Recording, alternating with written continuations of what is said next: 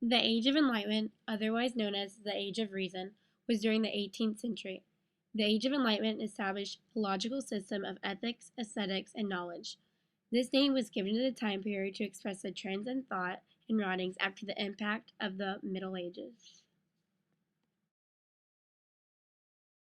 The Middle Ages were a time when Europe was at a standstill. There was little economic or geographic growth because of irrational old traditions, superstitions, and tyranny.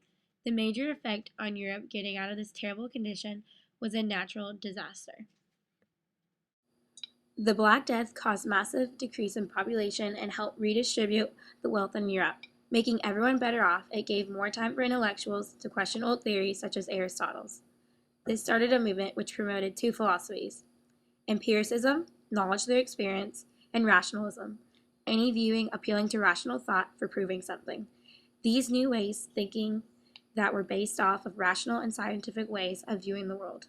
The Renaissance occurred after the Black Death, which led to Age of Enlightenment. It focused more on literature and the idea of humanism. How did the Renaissance lead into the Enlightenment time period? Well, the Renaissance and the Enlightenment were both different periods in European history, and they both saw major changes in art and philosophy and things like science and math. The Renaissance, however, was much more focused on advances in literature, architecture, um, and it occurred after the Black Death. And that's really important because this brought about a redistribution of wealth. And if that had not occurred, it wouldn't have led into the Enlightenment. The Enlightenment, instead of being more focused on literature and architecture and things like that, it was focused more on scientific method, industrialization, things that were very rational. That's why it was called the Age of Reason, and things like astronomy and calculus. So without one, you wouldn't have had the um, the advent of the other. The Age of Enlightenment was a time of questioning and understanding the world around you instead of following the church.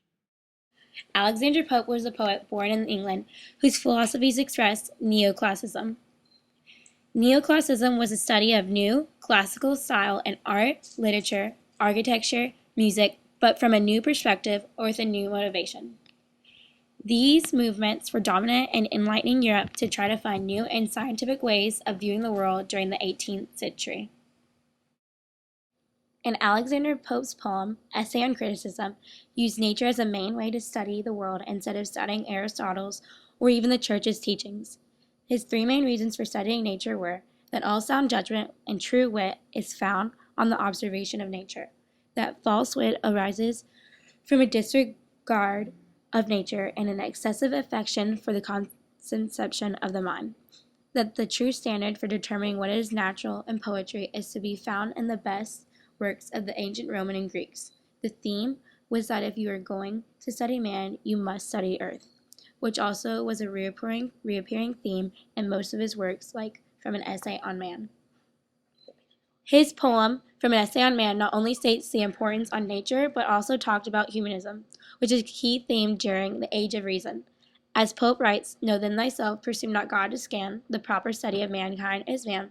Pope considered himself a humanist, which was a name given to an intellectual who believed man can be perfected through classical training alone. Andrew Marvell was another writer in the Age of Enlightenment that wrote more about the pleasures and optimism instead of focusing on more of a satirical viewing of humanity like Alexander Pope. To His Coy Mistress was a famous work of his that advocates carpe diem, meaning seize the day. His positive outlook most likely was because he grew up in a rich household with little issues, unlike Pope. How did the Enlightenment influence Western culture? The Enlightenment influenced Western culture in a number of ways. Our founding fathers found a lot of the basis for our main documents, like the Declaration of Independence and the Constitution, in the principles of freedom and reason that were so much a part of the Enlightenment. Locke, who was one of the Enlightenment philosophers, believed in the idea of natural rights, and that's certainly something that we saw in before the revolution, people were being taxed for things that they thought were unfair. And so those concepts such as freedom of speech and freedom from oppression and human rights were all derived from the Enlightenment.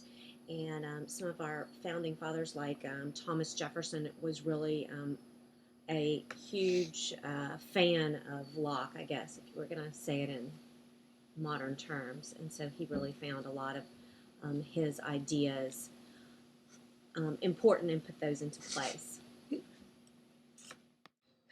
Around the end of the 18th century, poets started to rebel against the rational, reasonable, and calm way of thinking, known as the reaction against realism. Romantic literature started to form, which was the complete opposite of the Enlightenment poems. Jean-Jacques Rousseau started this movement by denouncing the beliefs of the 18th century and motivated an unreasonable, irrational, unmotion way of thinking. The writings during the Age of Enlightenment led to the Romantic movement.